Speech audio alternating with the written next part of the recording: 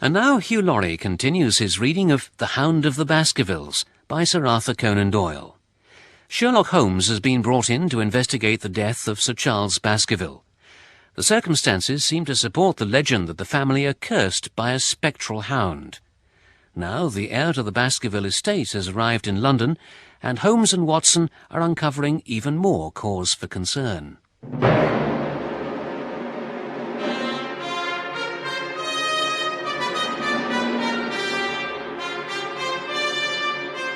When Sherlock Holmes and I arrived at the Northumberland Hotel, Sir Henry Baskerville, his face flushed with anger, was holding an old and dusty boot.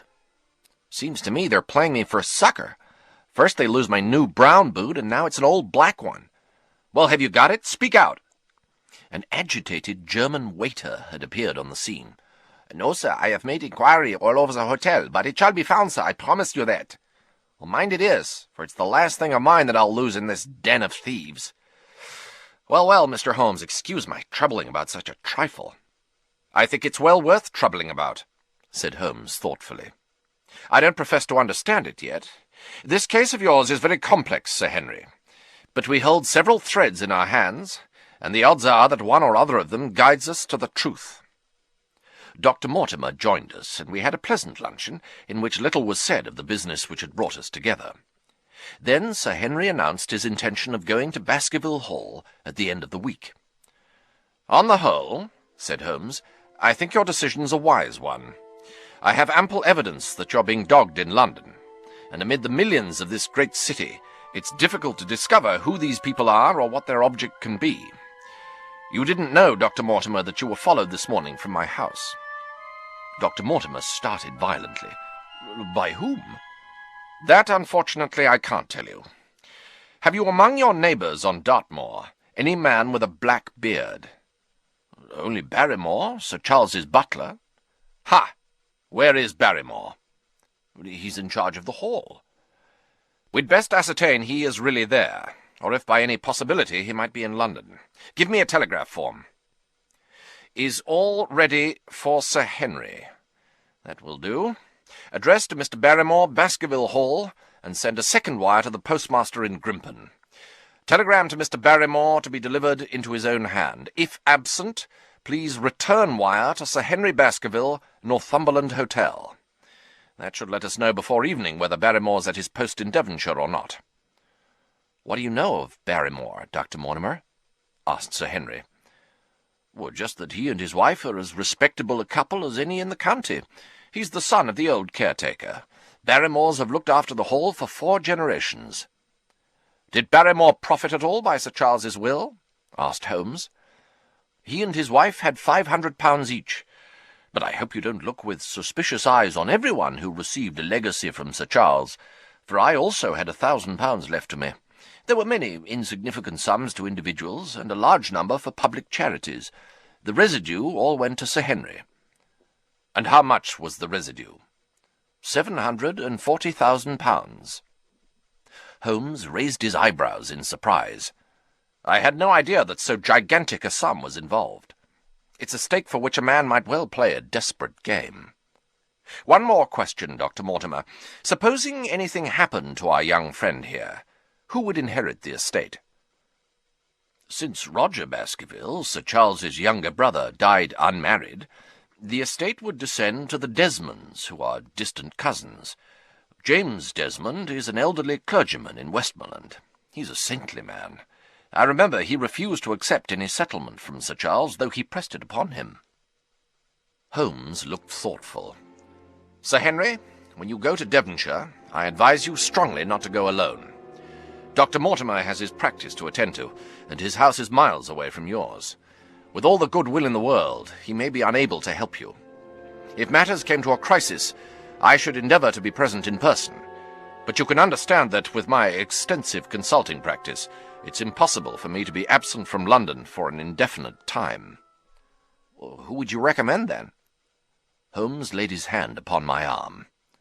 "If my friend would undertake it, there's no man who's better worth having at your side when you're in a tight place." The proposition took me completely by surprise, but before I had time to answer, Baskerville seized me by the hand and wrung it heartily.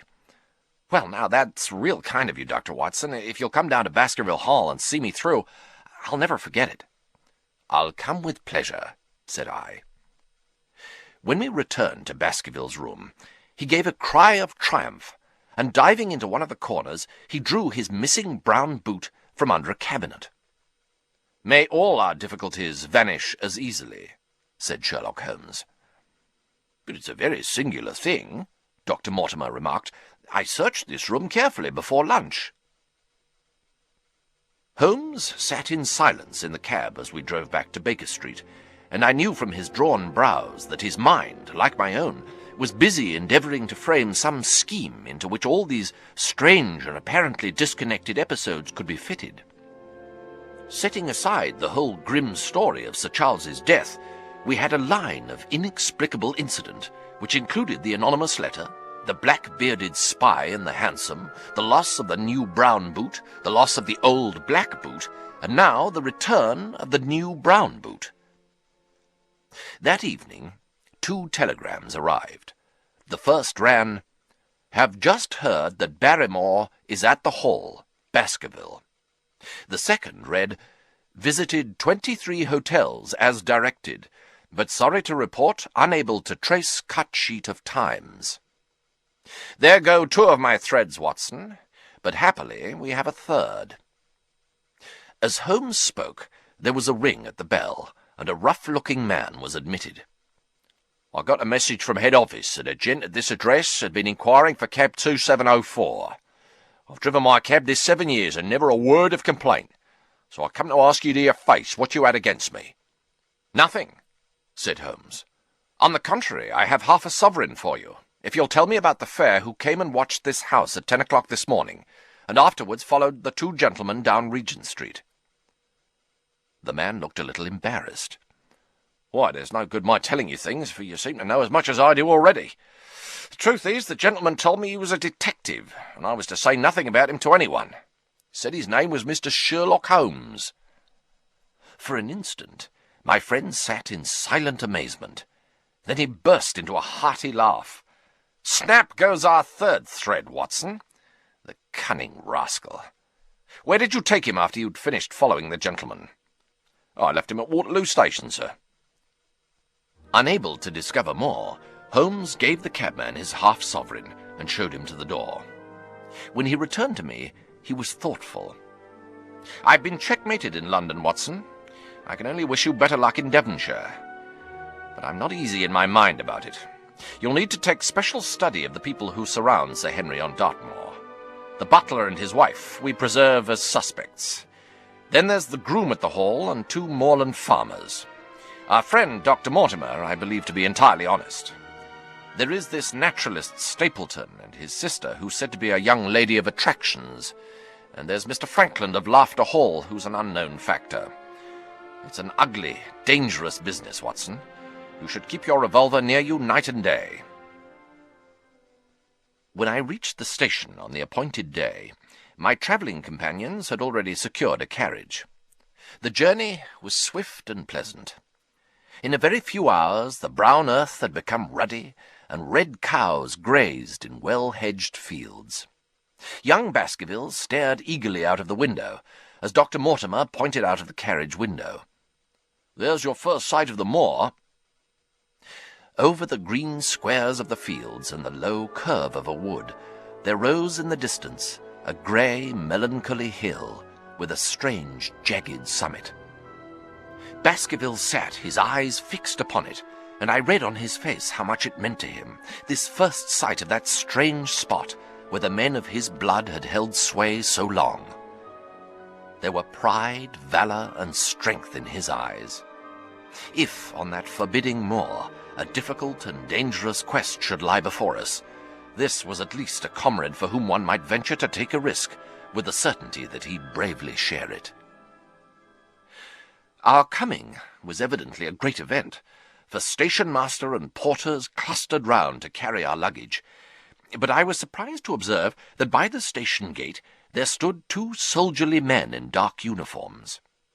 The coachman saluted Sir Henry, and in a few minutes we were curving upwards through deep lanes worn by centuries of wheels, high banks on either side. At every turning, Baskerville gave an exclamation of delight. To his eyes it all seemed beautiful, but to me a tinge of melancholy lay upon the countryside. An outlying spur of moor lay in front of us.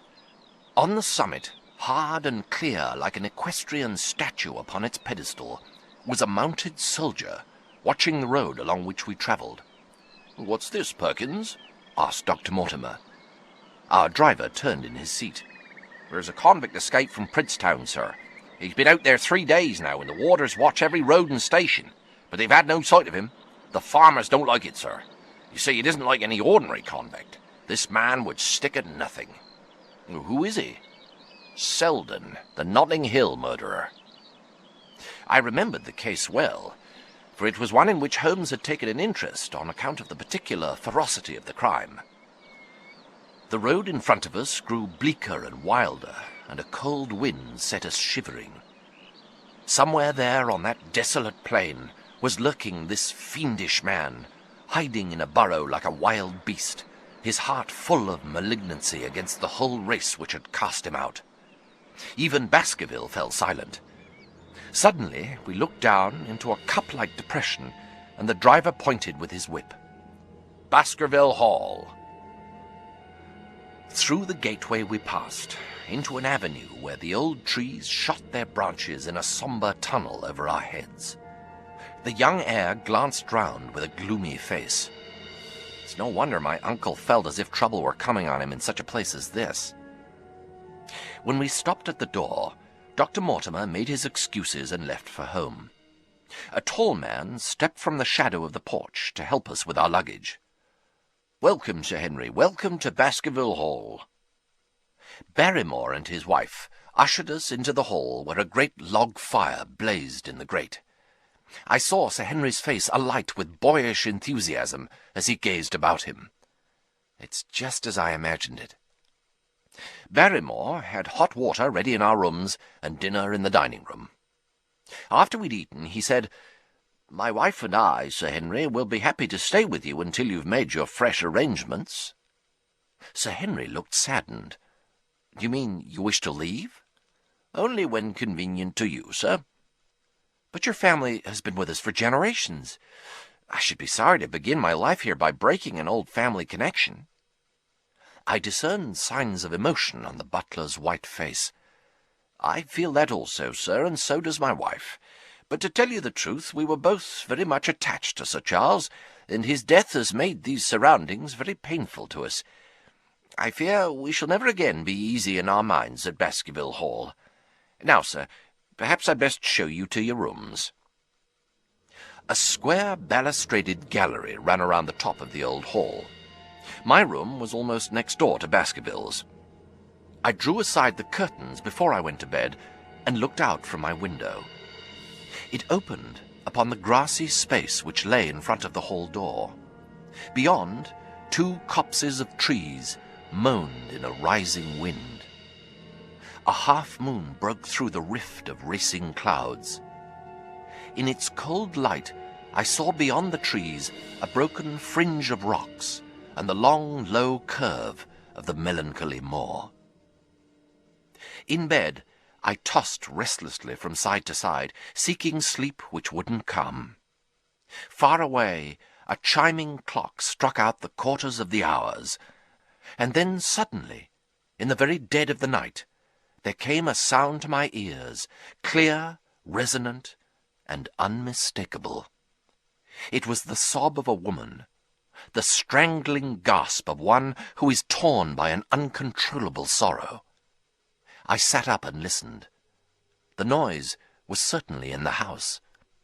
For half an hour I waited with every nerve alert, but there came no other sound save the chiming clock and the rustle of the ivy on the wall.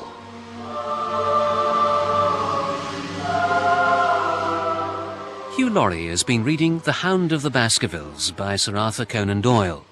The programme was abridged and produced for Radio 2 by Jane Marshall Productions.